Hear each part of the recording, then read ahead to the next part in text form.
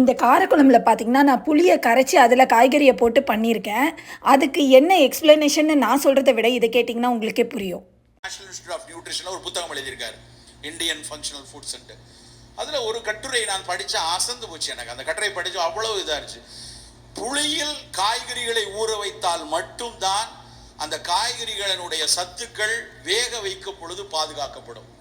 பாத்துங்க, எவ்வளவு ஒரு நுட்பமான அறிவு.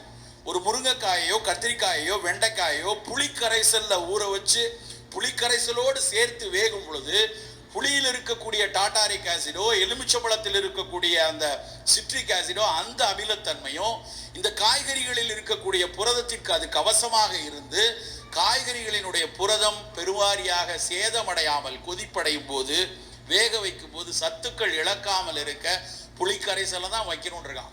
சாம்பாரும் ரசமும் புளிக்குழம்பும் சும்மா வைக்கல.